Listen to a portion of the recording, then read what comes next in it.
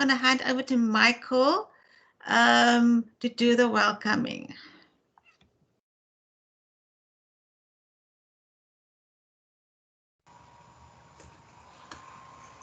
Good morning. I hope everybody can see me, everybody can hear me. Fantastic. All right, so good morning, colleagues and governing body members and invited guests. Welcome to the MEWCO Vision 2040 International Museum Day webinar with the theme, The Future of Museums, Recover and Recreate. If you don't know me, my name is Michael Janse van Rensburg. I'm the Deputy Director for the Museum Service and currently the Acting Director for Museums, Heritage and Geographical Names within the Department of Cultural Affairs and Sport. I think, first of all, let me say that I'm very excited about the program that I see in front of me this morning. To see this type of engagement within MEWCO and amongst governing body members and colleagues, it's extremely encouraging.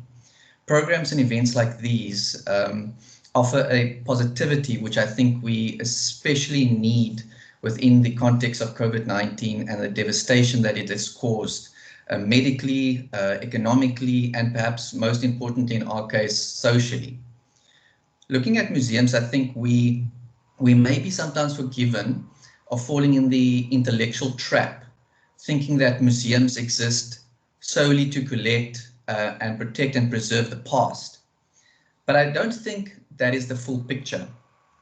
When you work in heritage and museums, like most, if not all of us here today, you come to realize that the significance of heritage and museums is not so much about the past, but lies rather in its ability to inspire a better tomorrow, a better future, if you will.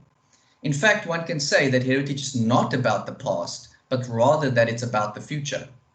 Now, the Department of Cultural Affairs and Sport has a vision to create a socially inclusive, creative, active, and connected Western Cape. Social inclusion incorporates values such as cultural warmth, social cohesion, acceptance, and togetherness. It is not enough for us as South Africans to simply tolerate one another. Social inclusion goes way beyond simple tolerance of our differences. Social inclusion moves towards an acceptance and an embracement of our unique differences and bestows dignity and respect on each and every one of us.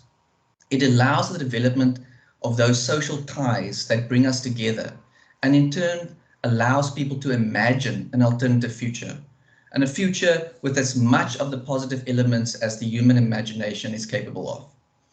In other words, social inclusion says your culture, my culture, our heritage. In times like these, we are often challenged about the purpose of museums and heritage in society. Decision makers may be very quick to point out that matters pertaining to food, shelter, and security should be prioritized over matters of social inclusion and nation building, where museums and heritage play such a pivotal role. To that, I share with you a quick story this morning. Perhaps a somewhat controversial story, but it helps me to get the point across. Now, in 1960, there was an American scientist by the name of Harry Harlow, and he conducted an experiment to show the importance of love, nurturing, and compassion on the development of infants. In other words, those social qualities. Now, the controversial part of the experiment is that he took a couple of baby monkeys in the laboratory environment and he took them away from their mother and he placed them in a cage with two surrogate mothers, but non-living surrogate mothers that was made out of wire. The one surrogate mother was made out of wire, very, very cold, very hard, very uncomfortable, but this surrogate mother was given a bottle with milk. In other words, the food that the monkey needed to survive. On the other side of the cage, they put a surrogate mother with no food, but that was wrapped with soft cotton. In other words, it was very comfortable. And what the experiment showed was that the infant monkey only went to the hard called surrogate mother with a bottle for food, but most of its time it's spent with the comforting, soft surrogate mother. They took the experiment a little bit further and placed the monkey in a unfamiliar cage.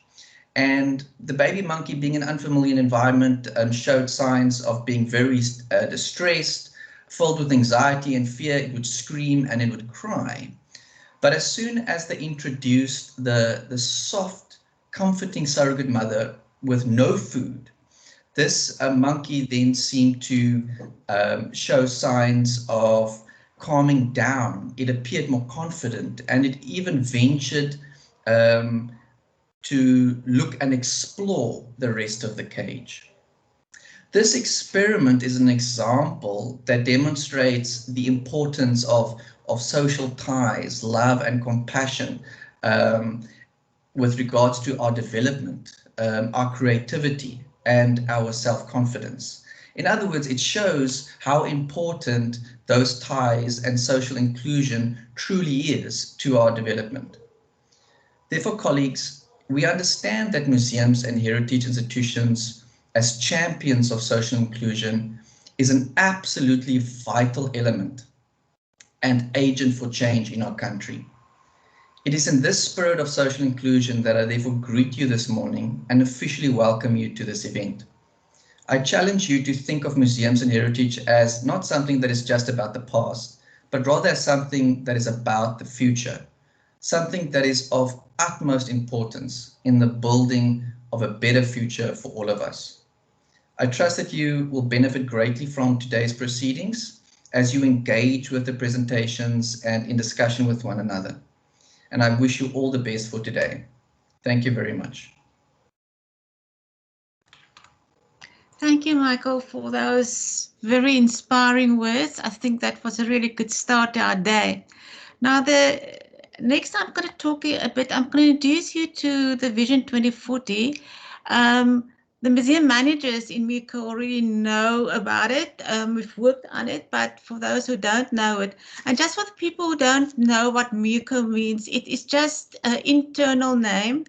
All the other regions got nice names like Winelands and Oeverberg, and we're the Cape Metro and West Coast District Municipality region. So we decided we need a nicer name that's much easier to say. So that is why we started with MEWCO. I just want to put up the presentation.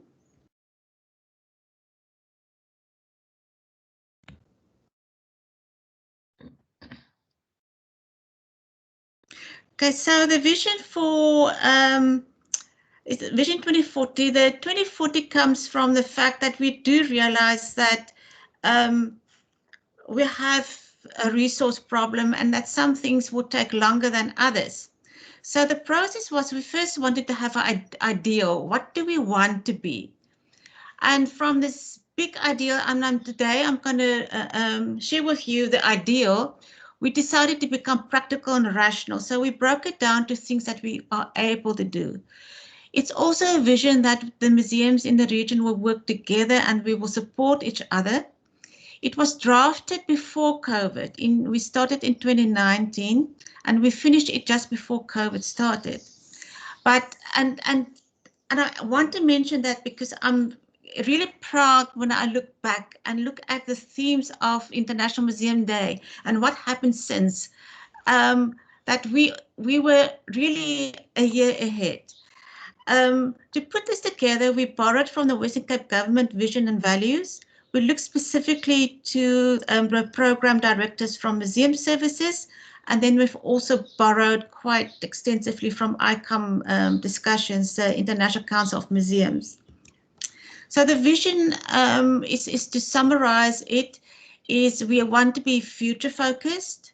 We have a curatorial vision, a collection management and conservation vision, education and public programs, and then institutional development. The larger document is also include environmental scan, what is opportunities and threats and problems and possibilities within the region. And then it also contains a high-level project plan per museum. To be future focused, the first one is I'm not going to go into detail, but we want to promote ethical and responsible local, national, and global citizenship. So we focus on things like inclusion, things like thinking, museums where we give people the opportunity to think. They need to start critical thinking, but also consequential thinking. In other words, thinking things through. It should be a space of dialogue. It's service oriented. So museums are there in service of society. It's about sharing our resources so that together we can provide a better service. It's about providing affordable learning opportunities and activities for the youth. And then it also is about planetary well-being.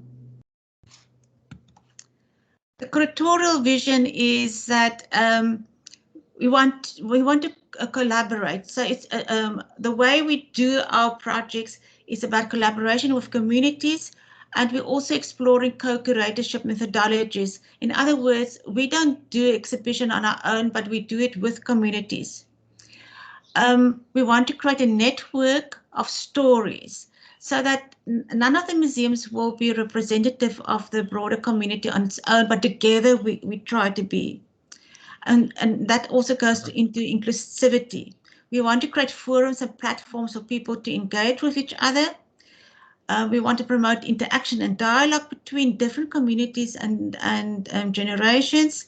And we want to improve access to programs using information and communication technologies, including social media.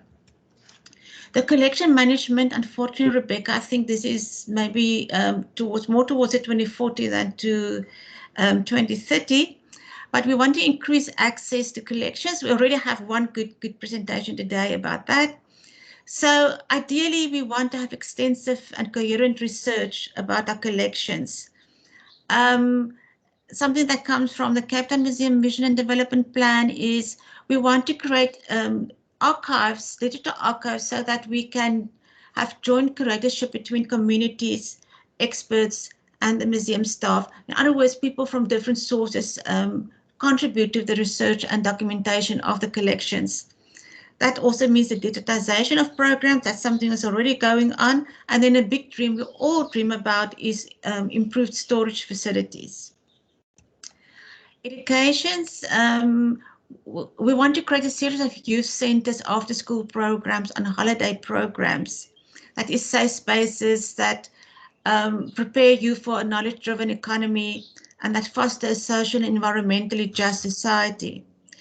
Especially our museums in the West Coast District Municipality doing a lot of work to have outreach programs to reach rural and spatially marginalized communities, farm schools, and so forth.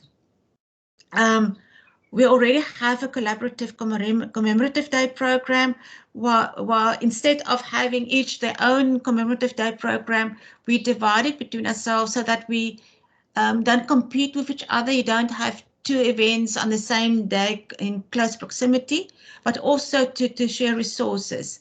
And then something that is still in the planning phase is to do collaborative tours and excursions. For example, having a tour to the Cape Medical Museum, the SA Sendinggestig Museum, and Cape Town Museum, because we're all in proximity to each other. And then the infrastructure, this is, we're already as a region a mutually supportive curatorial platform. We want to become environmental friendly in the way we use energy, how we deal with waste, with water. We want to invest in information and communication technologies. And then another thing is part of environment, but it's also because it's building, is that we're developing a network of indigenous medicinal herb and food gardens. So as I said, we've completed it just before COVID started. And then the beginning of the year, we did a review, but to look at how did we adapt, what should be rethinked, what should be rescheduled. And to my surprise, we were very much on track. So this is also instead, not only to inform people about what we're doing, but it's also a little bragging session, because I actually expected that there will be bigger problems, but nobody dropped the ball. Oops. The COVID-19 hastened investments in technologies, in information technologies and joint platforms. We became even more aware of reaching out to communities.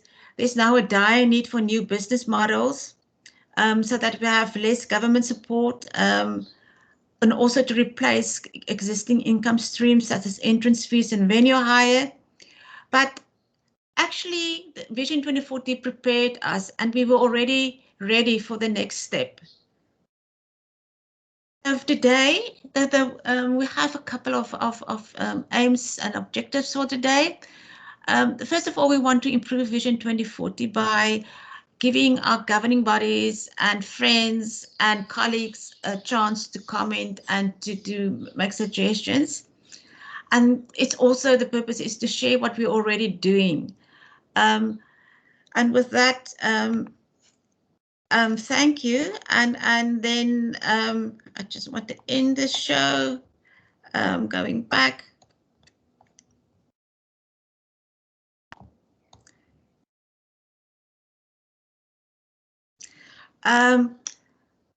Then for that, I'm going to hand over for the first session. I'm going to hand over to Wendy, who's going to facilitate the first session for us. Hi, good morning, everyone. Thank you for being with us. As means of introduction, I'm Wendy Krishnan Kamburami. I'm part of the Cape Town Medical Museum Management Committee. And the next session is going to be about digital transformation. And just to sort of put us in the loop of what's been happening, we all know that the year 2020 has been quite a mind-boggling year for all of us, and it's changed the way we view the world. And if it wasn't for digital connectivity, we'd have probably been very isolated. And because of that, it's probably put an emphasis more on being connected digitally to the world and to education facilities, and of course to museums. And then the year 2021, with our massive fire that happened early in the year, with lots of things being destroyed, I think it's quite important that we realize how the emphasis on having things digitalized and having a museum that's accessible digitally is quite important, because lots of artifacts can be destroyed, but if we have it recorded in some way, then the record at least is never lost. So I think it's quite important that we focus on this. And museums have reached a time where they have to adapt. We can't be a static collection anymore. We now have to be part of the evolving world. And we do, as a digital platform, if we become a more digital platform, we'll have a role in education, a role in connectivity. And connectivity, I mean, not just individuals and communities, but also in bringing the past to the present and showing how all these things connect. On a grander scale. And being digital means that we're accessible despite anything that happens in the environment and in the world, and also allows an open dialogue with many other museums across the world and across the country. So it's quite an important platform to look at, and digital transformation is quite an important focus in going forward. So without saying anything more, I'd like to introduce our first speaker, who's Tasneem Wetzel. So Tasneem is currently an educational officer at the Simonstown Museum. I actually got to know Tasneem a little bit because she was involved in the Cape Town Medical Museum initially when I joined the committee, and she still does some of the social healing for the Cape Town Medical Museum. She is also very involved in the development and implementation of heritage education programs, and she works closely with the Phoenix Committee to develop heritage programs that are relevant and exciting. She also takes the school groups and the adults around the Simonstown Museum. So she has quite a focus on digital media. And in fact, I've been told that she's the one person who knows every app that there needs to know and can point us in the right direction. So I'm looking forward to see what she has to say about how we can utilize digital and social media platforms for museum educational programs. Thanks, Tasneem. Hi. Good morning, everybody. I'm just going to share my presentation quickly. Let me just close that. Can you all see that? Yes. Can you see that? Okay. So in terms of talking about digital transformation and museum education, I thought it would be best to speak about one of our projects that we did and are continuing to do. That is the Albert Thomas Oral History Project. Let me just go to the next one. I will share this later so you can read more about who Albert Thomas is. But just to give you a very brief background about him, Albert Thomas was one of the founders of the Phoenix Committee. The Phoenix Committee is a group of forcibly removed residents from Simonstown. And he was also the founder of the Oral History Project in the 90s. So we named this project after him because he was actually the person who initiated the Oral History Project. It's important because a lot of the histories were not being told or recorded, and so we felt that we would continue in his legacy and continue to record people's stories from Simonstown. The aim of the Oral History Project was to bring together an intergenerational group of residents and youth to learn about the history of Simonstown, share their stories, learn to record their stories, and also kind of rethink the whole idea of knowledge producers and knowledge consumers, right? So we wanted to think about and create the relationship with our community that they are in fact the experts of their own experience. So with the Albert Thomas Oral History Project, we also had a group of young people who applied to become Phoenix ambassadors for oral history. And they were then going to assist and be part of the entire process of recording oral histories digitally, video interviews, etc., etc. I'll just play a short video about them and you can get to know them. Is the sound okay?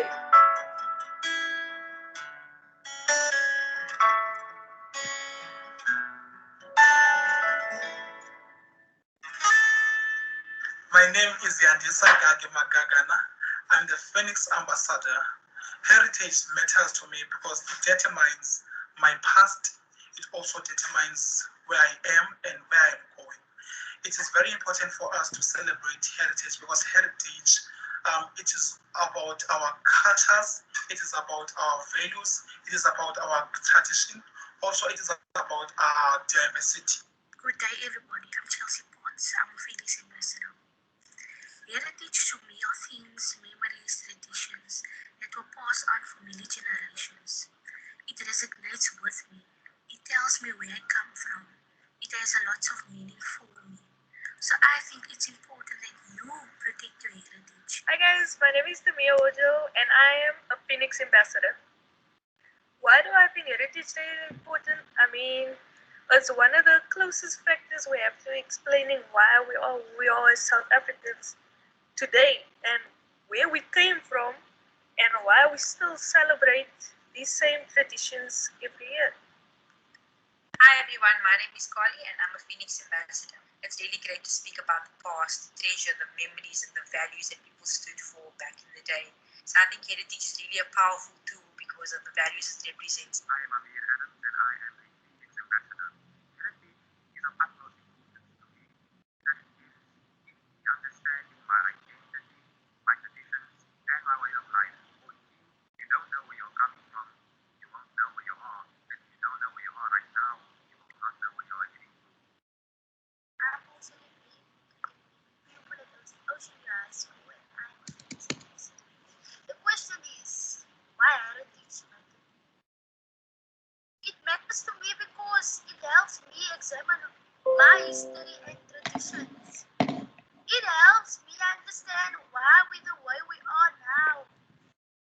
I am Tegan Klein and I am a Phoenix ambassador. Heritage is remembering what our forefathers went through and where we are heading to now.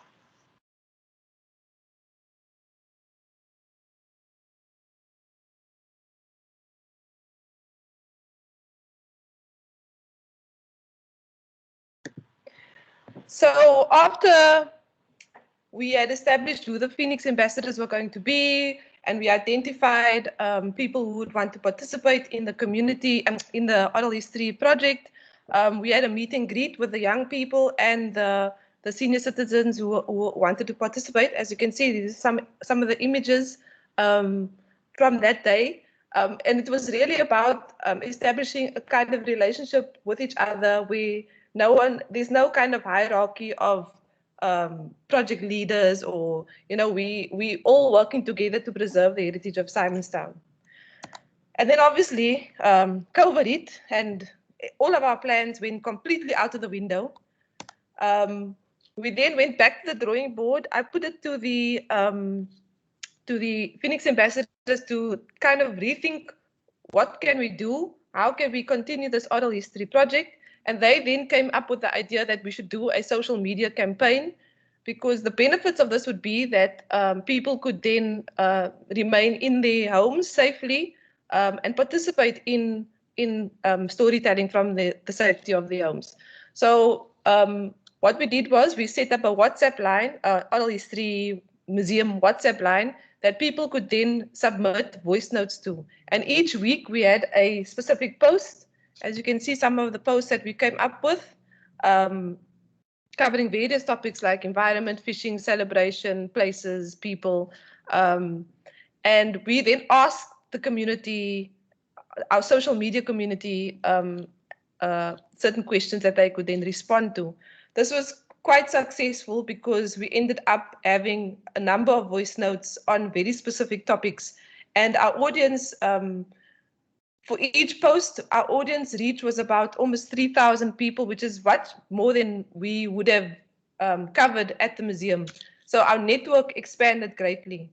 The benefits of having an oral history campaign like this on social media is that you can see some of the descriptions that I've got. It's expands your audience, it expands your networks to people that may not necessarily have visited or considered the museum or participating in the museum. It's participatory, it's democratic, collaborative. There's, people participate when they want to.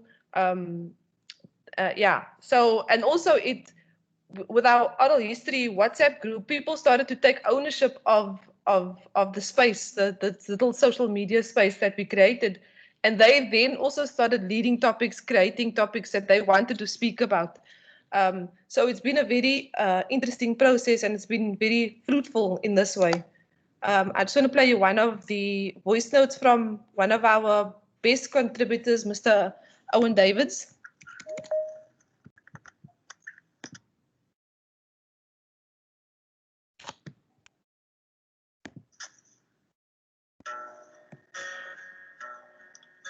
The old hometown looks the same as I step down from the train,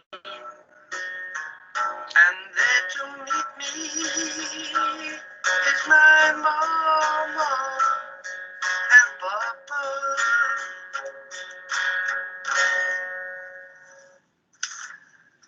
Good morning, everyone. It's Owen Davids here with another story. In the future, there won't perhaps be any worldly landmarks left in our beloved hometown. But let's try and let our offspring visualize what we had by submitting valuable information as clear as possible. By my submitting these snippets, I feel good, knowing that I have given something whereby my offspring can listen to and cherish. So here's another story of yesteryear. Must have been the early 70s. The council began culling baboons at the time. At the time, I belonged to the first Simonstown Sea Scouts. Our scoutmaster at the time was Mr. Fred Lucas. On the day, one of my buddies ran into the place where we would congregate and said that they are shooting baboons.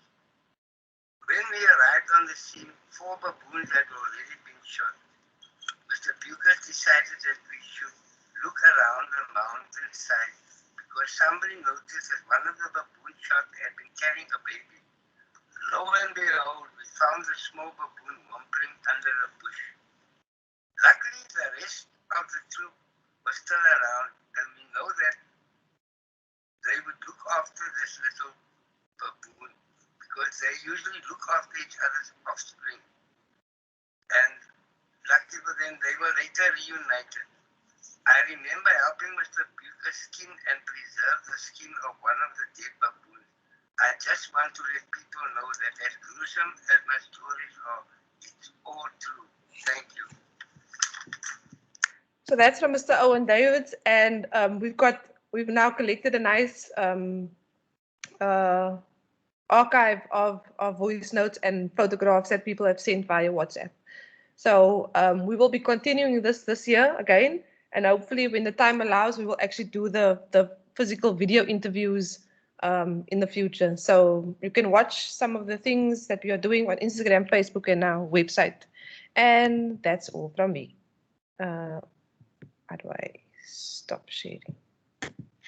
Thank you very, very much, Tasneem. It's quite a project that you've got going there.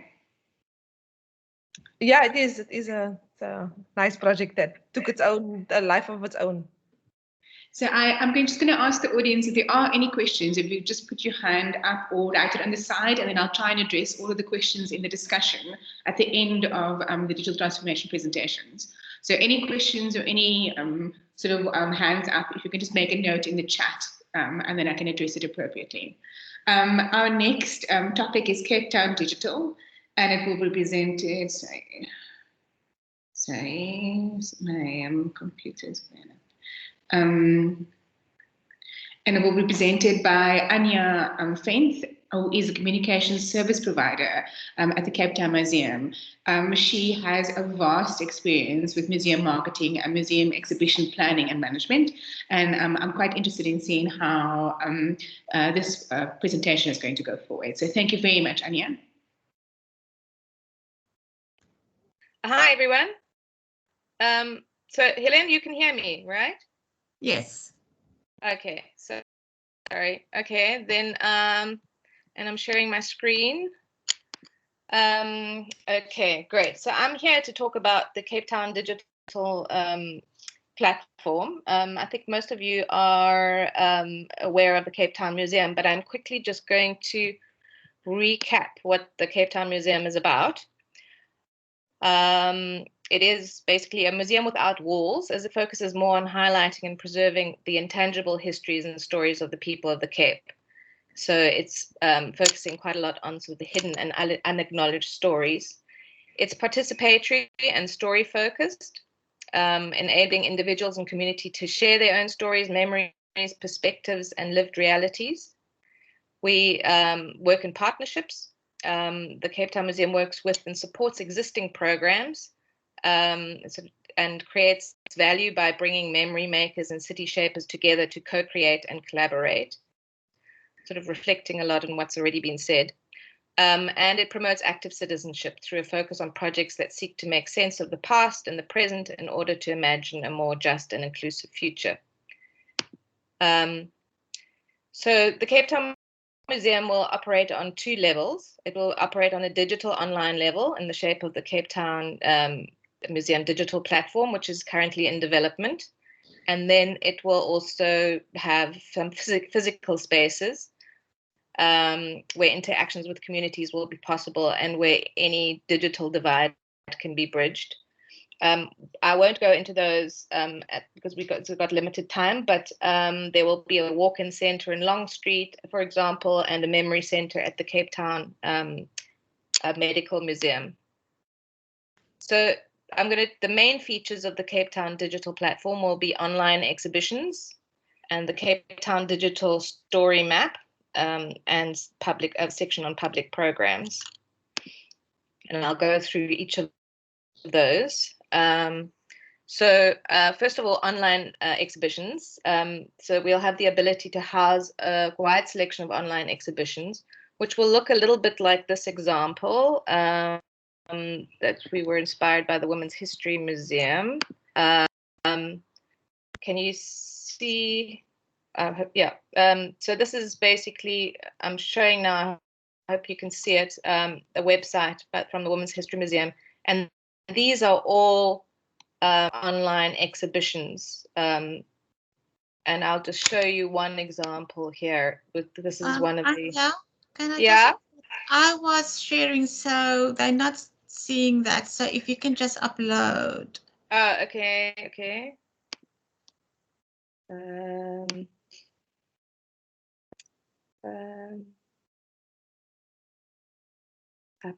Okay. This was the arrow. I don't know. How would I, if you're not seeing my screen, I'm not sure if I'm uploading. Maybe, can you upload the ones? Yeah, I was uploading, but I was struggling to get to the okay. links. Because if you're not seeing my screen, share tray. Okay, I've done uploading again, so we can just go on. Okay. Okay, but now you're not seeing your go Does onto it the website. Yeah. Sorry about that. Considering that this is all about digital, this is not going very smoothly. I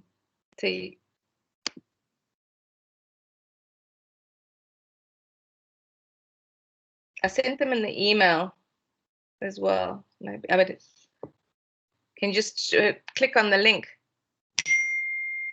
It tells me it doesn't have the app to open it. Okay. I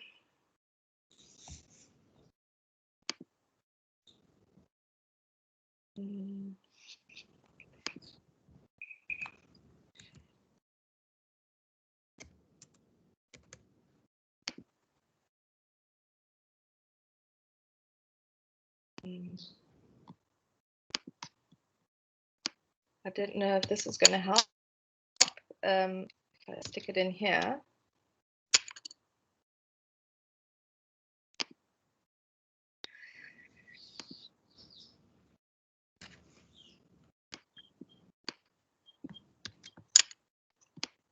Well, I was going to show you, this is the exhibition I was going to show you, which is in the chat, the second link in the chat.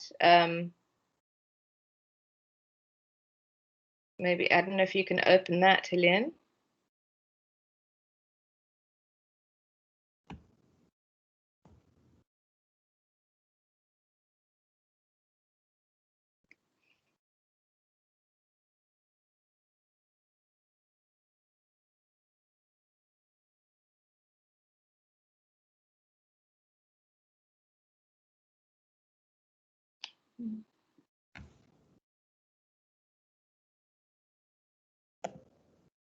Got it?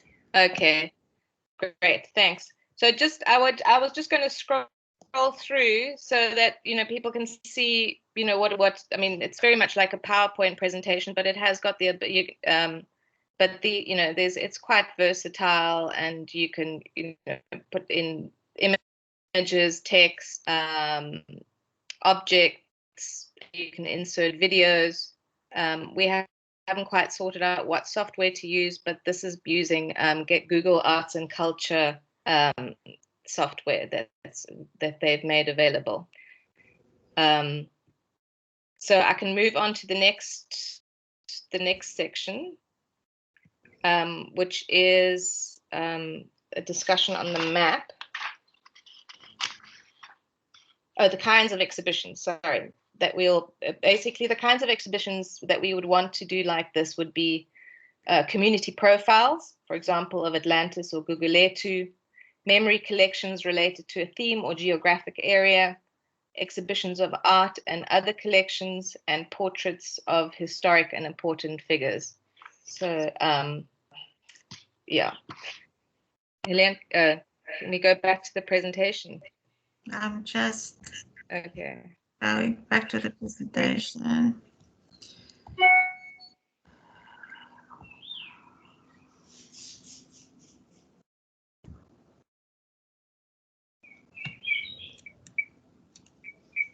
Okay. Okay. Do you want to put it in slide format? Oh. So the next big thing, and I think this is possibly the most important part of the Cape Town Museum platform, is a digital map of Cape Town and surrounding areas, in which places places of personal and historic significance can be marked and recorded by anybody who would like to share their memories or impressions of Cape Town. Stories and contributions will be collected as videos or audio contributions or as photographs and accompanying text. So I have here, sorry, I'm going to put it in the chat again. I was just going to show you what the kind of, it was kind of inspired by the Frankfurt Digital City Lab. I don't, Helene, can you open it up? I'm busy. Okay, thanks.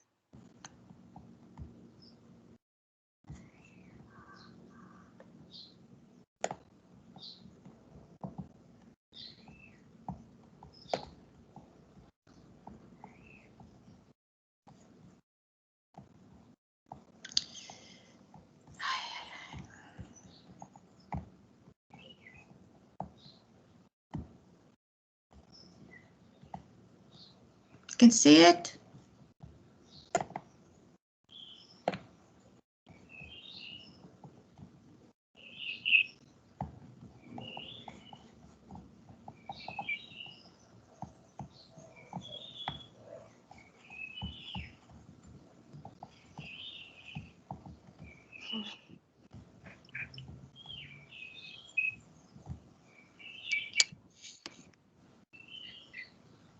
Can you see it?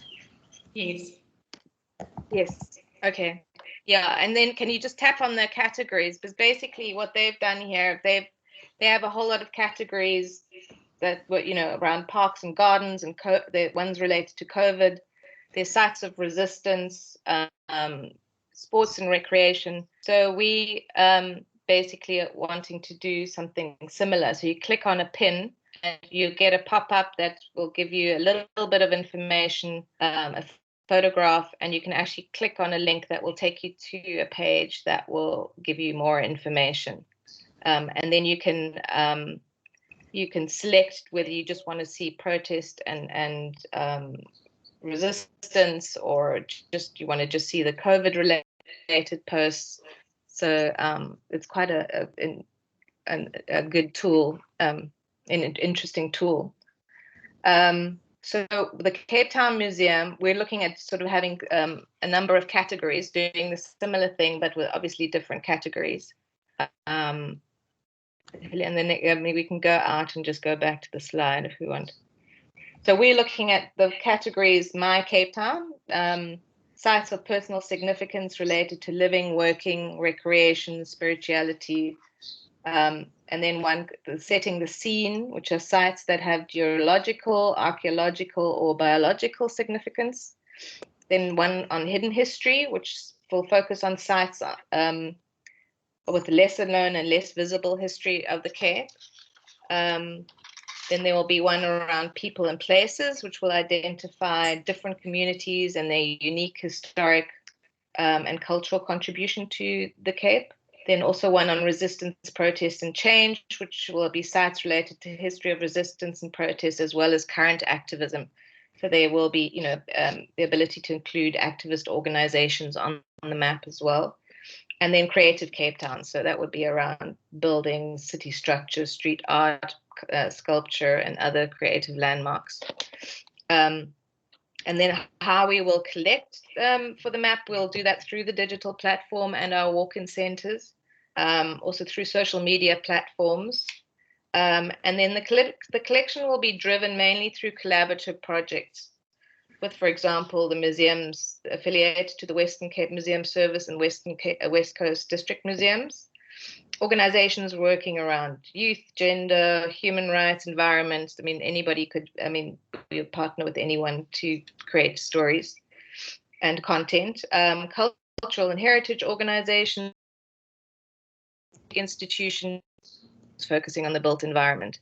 And I just wanted to, there's one current, there's a current project being planned for Youth Day called Cake Yongo Look, where we're working with Cape Metro Museums in Africa to unite to collect stories, similar to what Tasneem has also, oral stories that are similar to Tasneem's project. And then we would post those contributions and feature them on the website. And then finally, just there will be a section on public programs. So this will showcase the different collaborative projects and partnerships that we will be engaging in, and will contribute in some cases to the map and the online exhibitions.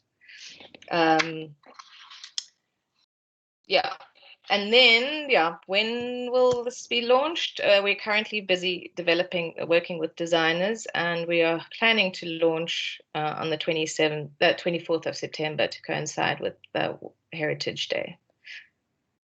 Yeah, that's it. Sorry about all the technical problems. Thanks very much, Anya. That was like an eye-opener of what possibilities there are, I think. And I look forward to seeing the presentation on the 24th. I'm sure it'll be amazing when it comes to the fall. I just want to echo Mandy. Mandy's made a little comment on the side that says, "This is fabulous." and I echoed as well. And she was commenting when the digital map came up, because I think it's quite a nice way of being able to look at Cape Town if we do it similar to the one that you showed us as an example. It's amazing. Once again, if there are any questions for Anya, if you could please put it in the side chat, and then we can focus on it at the end when we come to the discussion. I see that Ezra is on the group. So Anya, is there anything else? Last comments from you before we move on to the next chat? No, I will mute myself again. So I just want to introduce Ezra Mokopi. He's a photographer, digital curator, anthropologist at the Mercator School of Fine Arts. And he studies he's busy studying curatorship and working at the SA. I have no idea, sorry, but the Sindigistig Museum, audit and digitalization. So we're very grateful to have you here. And I look forward to seeing how we're going about the next phase of digitalizing things and making sure things are accessible. So thank you for joining us, Ezra. Thank you for having me. I don't know, can everyone hear me? So I'm Wendy. So I introduced myself before. Okay, Wendy, can you hear me? Can you hear me clearly? Right, great. Well, I've got a slideshow. I don't know if I asked to send it through, but I can also screen share. So I don't think that will be a problem for my. See if you can share if you know the program, otherwise I can share. Feel free to share. Feel free to share on your side, Helen. Yeah.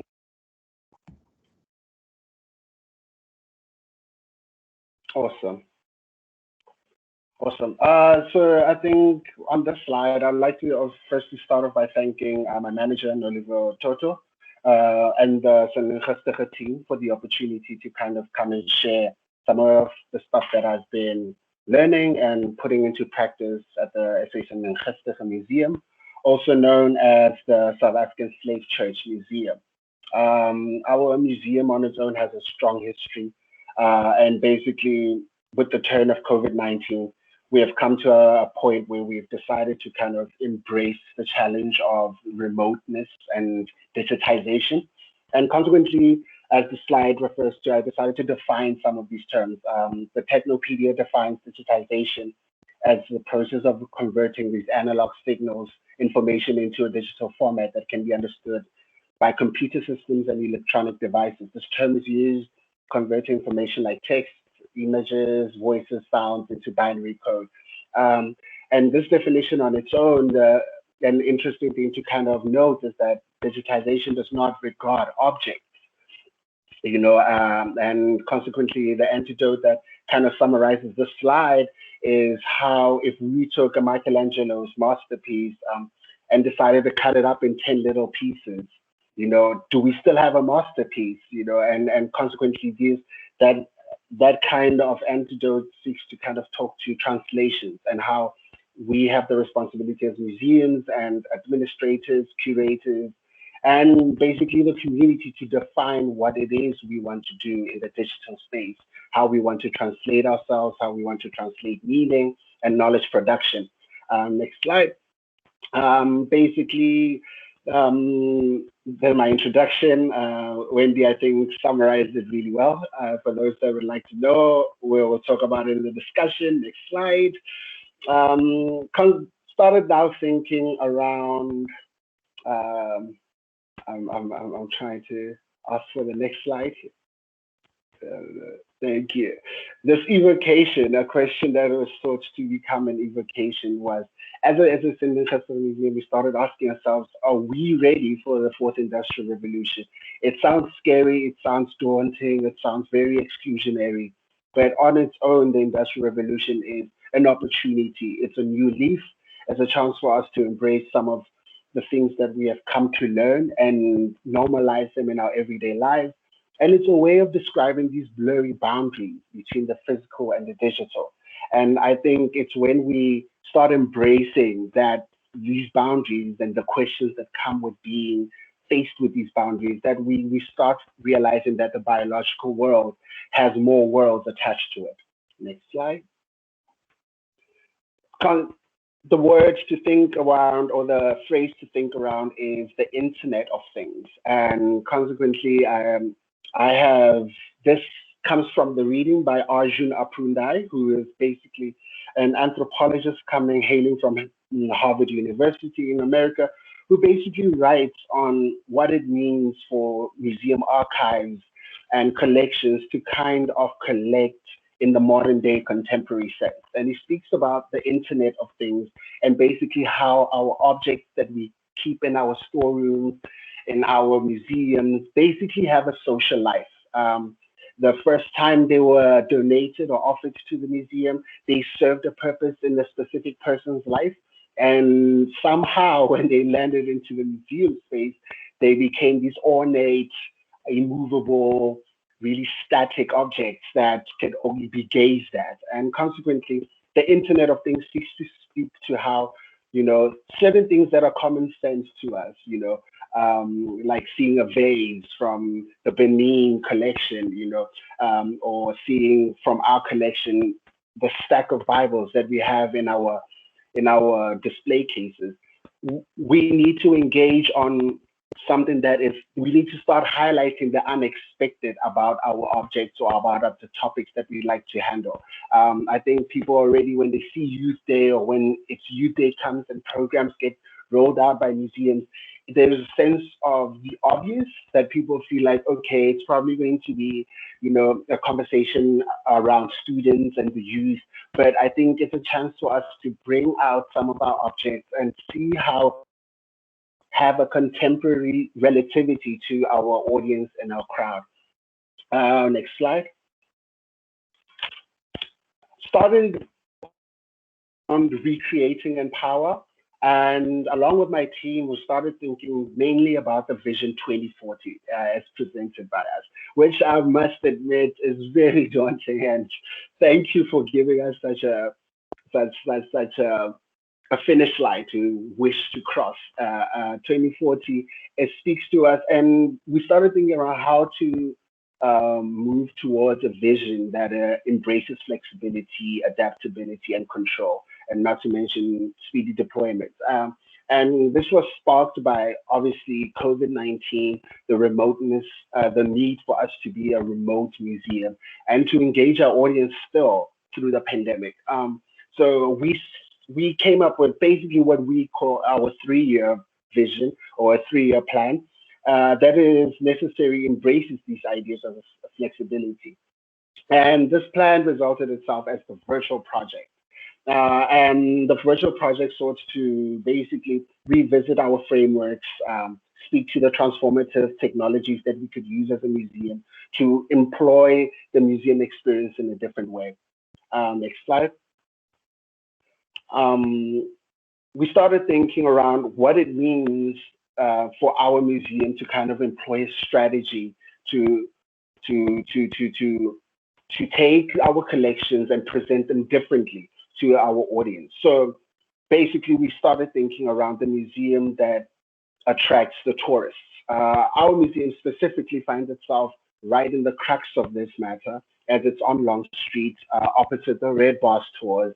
So traffic from tourists and individuals that seek to find the landmarks within the Cape Town landscape became a challenge. We sought to fit ourselves within the plans of every tourist that comes through to Cape Town to try and channel what the city is all about. And consequently, we started offering ourselves to the Red Bus tours, offering ourselves to Cape Town tourism, and say that we could ultimately offer something different than the typical museum. And that literally was the idea of making the photo experience for the tourist within the museum more of an experience, something to remember. Next slide. How we did that, we focused on content and we governed our content around guidelines. We started thinking about how to facilitate deflecting attention from our objects and turning it into dialogue, how to problematize some of the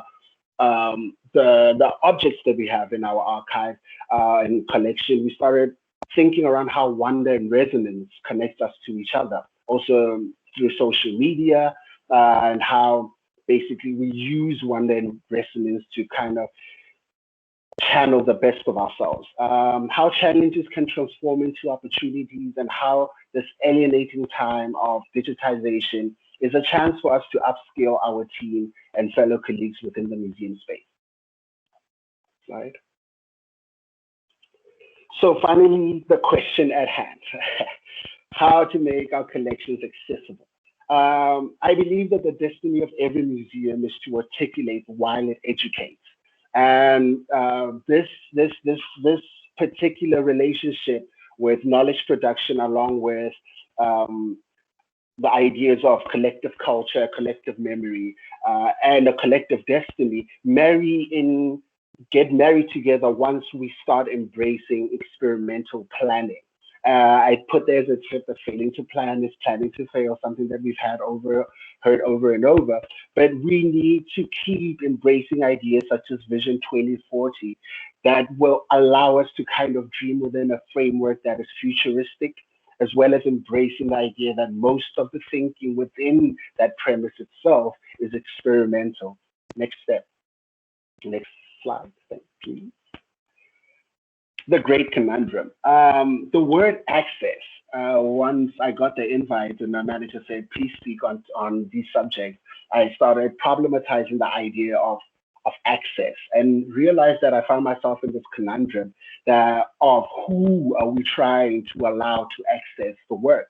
And I found that I tabled down some questions that kind of bothered me since we started the virtual project, ideas as to who do we promote, these objects to, and who are we going to allow to get access into our databases? And basically all these questions seek to answer who is our audience. I think every museum needs to take it upon themselves to kind of stipulate and ask themselves who are the objects that they are keeping targeted to, and who is the audience that seeks to kind of engage with this material.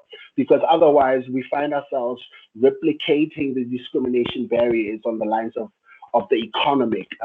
Next slide, and I explain that in my next slide. Maybe the slide after this, but let me speak to this. The Future Museum in itself. It's important, like I said in the past slide, to build confidence around experimental planning, which offers the museum a chance to dream. Speaking to what we are doing as the museum, our Sending Museum, is that we're focused on this 3-tier presentation of what it could look like. And basically, our 3-tier presentation starts from the virtual project, which has now become a new frontier for us to focus on, which has a 3-year project, which I'll speak to in the following slide. And in the internal process, which starts thinking around, can you go back to the slide before? I'm so sorry. The internal, which speaks to how we as a museum have begun ideas of skill sharing workshops, upskilling ourselves in order to kind of see the challenge before us as redeemable and also beneficial, not only to the momentary situation, but also to the future case of the individual's career within the museum. We started also looking at the external. How can we make our museum, now that people are not coming in, specifically just to gaze at our objects, how can we now start thinking of the museum as a learning machine, specifically around focusing around research material that is coming out of the museum, as well as leisure. Therefore, as a museum, we started thinking around how we could initiate what will be known as the Freedom Library. The Freedom Library is an intervention that we seek to kind of marry with our museum, to say that in as much as we are drawing the audience now into the digital space, we can still use the physical space as a place where knowledge is served, knowledge is engaged, and knowledge is offered to the greater community. Next slide. Thank you. The Future Museum 3-year plan, as I had mentioned, in 2021, we started the virtual project, which had a focus on social media, because we sought to come up with a program or come up with a vision that spoke to flexibility, spoke to adaptability, and mostly spoke to control, something that we were able to control and not just throw into the pool of experimentation, which I also believe experimentation itself has a level of control that people need to administer. In January 2022, as part of the Greater Museum project of engaging the database, we wish to be publishing our databases and artifacts within our own museum site. Hopefully that will play into, by the end of that year, December 2022, as a website that will also allow individuals to kind of engage with a remote museum tour. How do we thinking of doing this? Technology and tools are the best way to kind of think about what you can bring into the space. Most of these tools were not specifically made for museology purposes, such as the VAR system, virtual reality, for those that are not acquainted.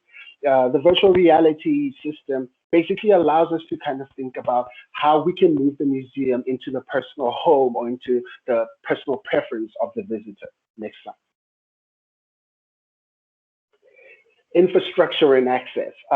This speaks to the great conundrum. The poverty premium refers to the fact that poor people pay more than wealthier people for data. This means this happens in two ways. Firstly, prepaid data in South Africa costs way more than postpaid or contract data per megabyte.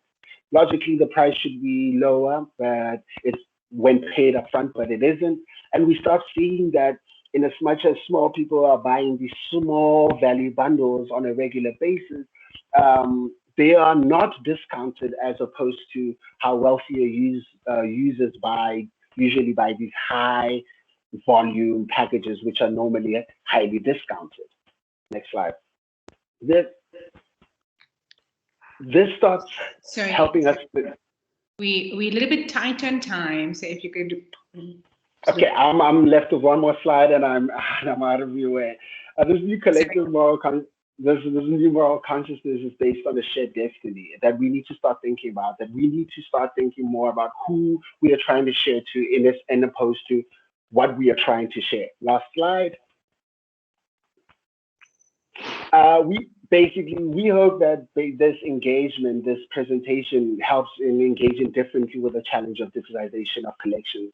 No matter how daunting you may think of it, you have the capacity to make this a journey and not a process.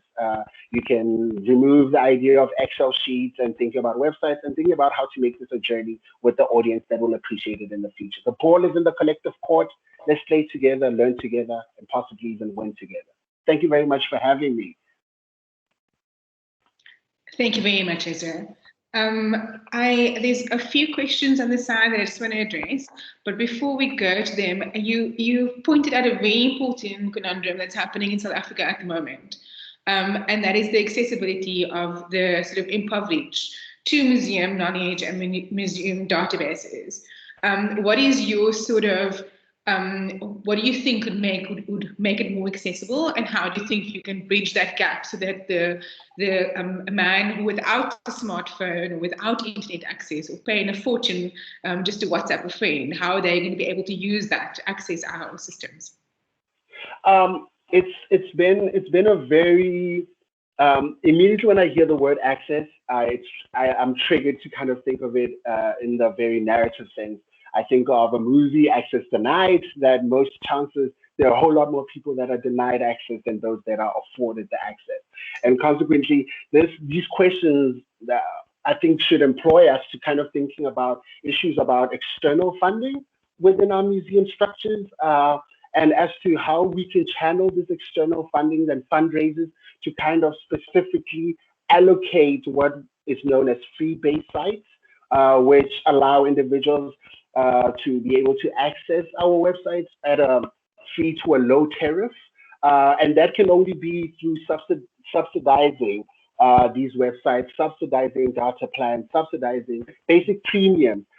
Along with that is also, as I see in the chat, I think it's Janti who says there's maybe calls to write social media policy plans. And yeah, we need to write these plans out so that these plans can actually see the light of day, you know, and consequently what that does, it employs more members in our museum to kind of upskill themselves. Because if we think about it, the job of digitization is that of technical engineers, database specialists, and data capturers. And normally the jobs that are put out for our museums are jobs of museum assistants, clerks, and individuals that basically help with the admin side of things. So the museum needs to take it up upon itself in its social media policy to upskill, train, and develop its own members to kind of take up this new challenge as even a career advancement. Yeah, for sure. I think one of the things that you said that really struck a chord was that the people who may benefit the most from it are the people who are not going to be able to afford the access to it. Yeah. That's one of the things that struck a big chord. I just want to point, Francois asked a question. He's addressed it to the Cape Town Museum, where he says that they're going through a similar project at the moment. I don't know if you want to address this. And he was saying that they obviously, as a provincial museum, we can't get funding in terms of like people walking through, but they need funding because they're a private museum, and they were like, how do they manage this migration from walking paying visitors to the digital visitor? Yeah, that is a tricky question. I think any news media are dealing with the same issue. You know, how to balance the free information versus trying to survive out there. Yeah, I think I think Ezra sort of pointed to it, that there are physical spaces and there are digital spaces, and the digital spaces sort of are there to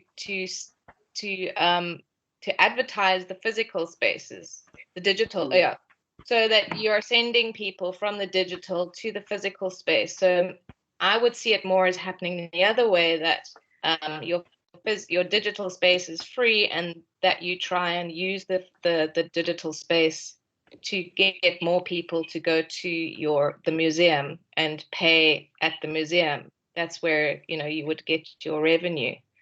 If it's working the other way around, I'm not sure. I mean, I'd be interested to find out if anybody's has done that before.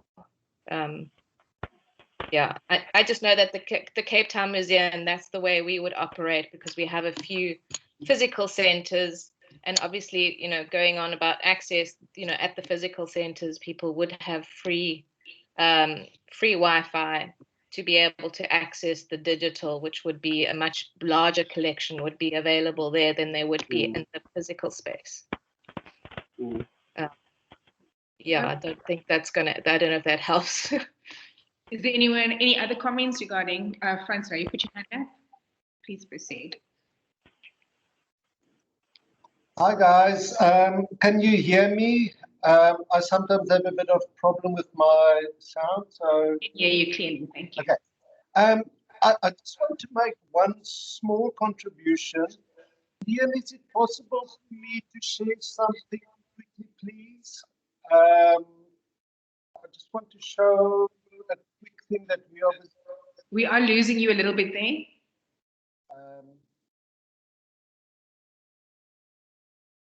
We've lost you completely, Francois.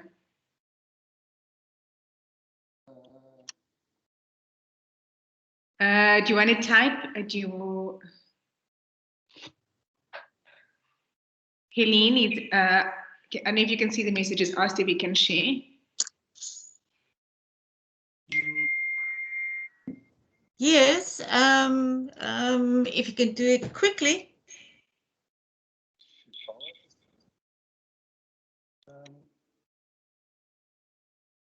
We don't want to take up too much time with it, with questions of a specific person.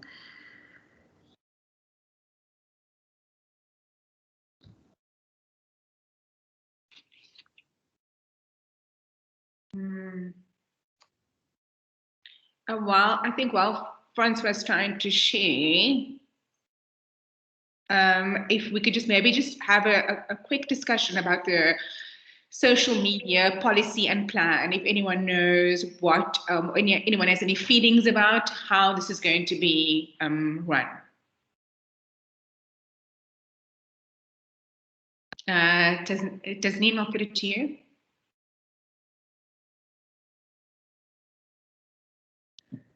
I think a social media policy for the department. That we should. So John T from Cafe Museum asked that everything that we're discussing obviously involves quite a bit of social media interaction, Twitter, Facebook, YouTube, all sorts. And it's obviously it's not new technology, but it's technology that we've often been scared of using, like WhatsApp, for example. WhatsApp is not, there's no security control. And people are always worried about information being used or misused, rather. So in terms of things being constantly looked at, and I know in the medical field, WhatsApp and those sort of communications are frowned upon because there's no real protection of data. And so how are museums going to sort of navigate this very difficult social media platform safely? Oh, that's a very big question. The thing is, what we do is between me and Kathy, we make sure that our posts are, within the guidelines of not being offensive or anything like that. So in terms of a general social media policy, I'm not sure where to even begin with that or how that would work. So say you were to upload a Facebook post or schedule, have a schedule, does it go to head office and then they check that? And with it, I'm not even sure how that process would work. Eileen, I see you. Because the needs of the museums are different.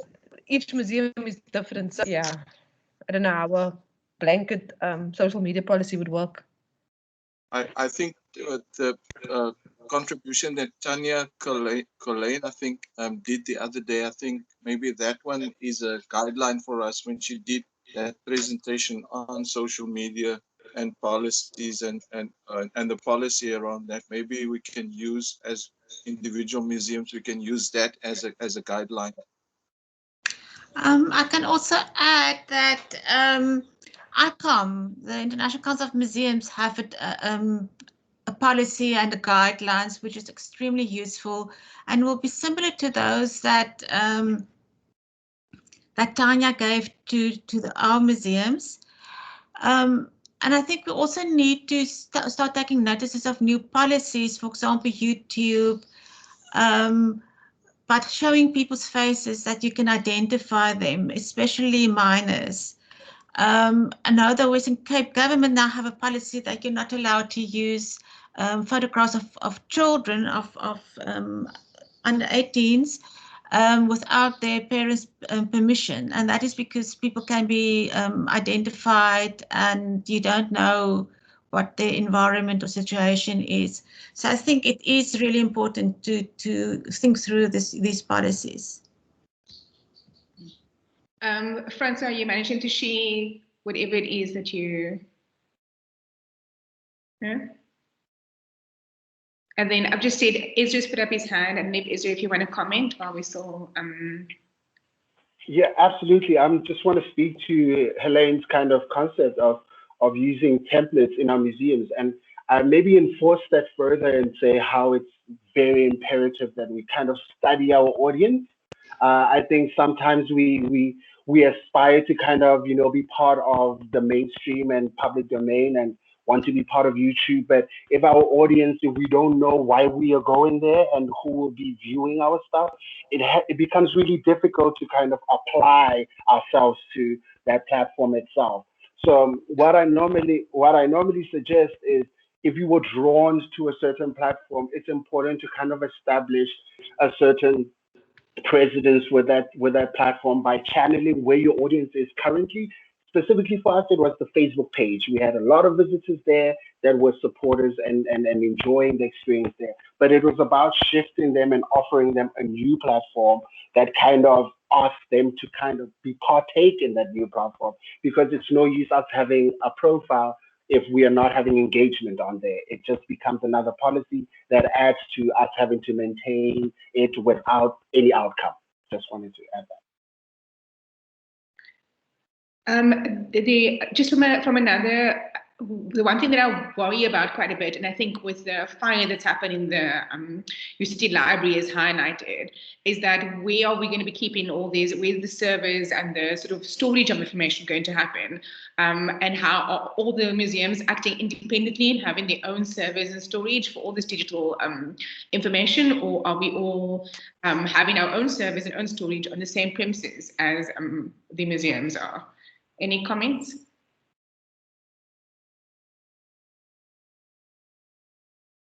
Anya, I think you're probably the one who's got the furthest development in terms of between you and Israel. If you can comment on that, please.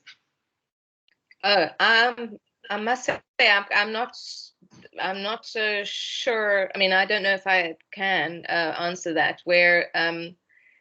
Because we're not actually digitizing our collections as such. It's more creating exhibitions. I think when you digitize your collections, you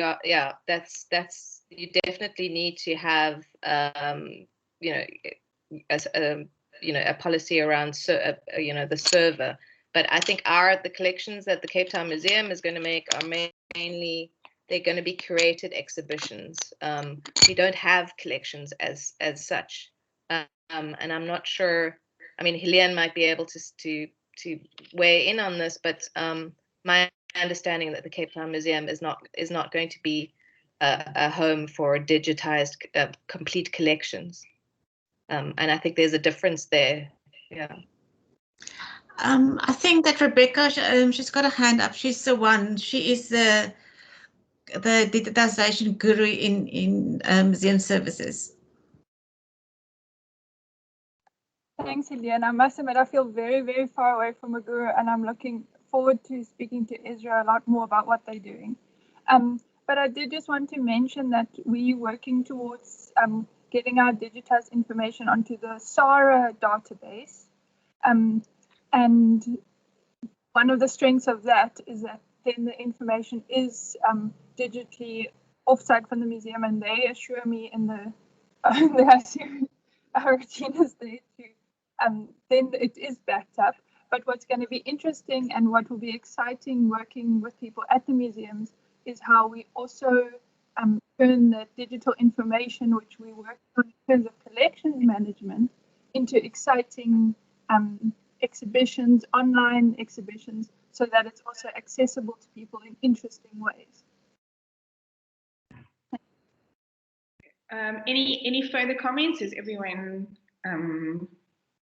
satisfied with the questions and answers thus far? I just want to thank all three speakers, Tasneem, Anya, and Isra. I think you are all at the forefront of this and doing amazing work. And we look forward to feedback of it, I'm sure, that we will be having at our next meeting. So thank you very much for your participation. I hope to see more of your work in the future. I will hand over to the next session.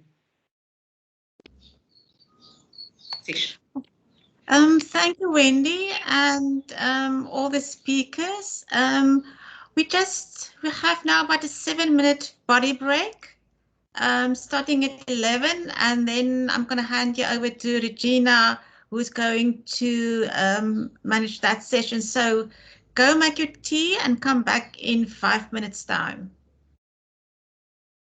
Thank you.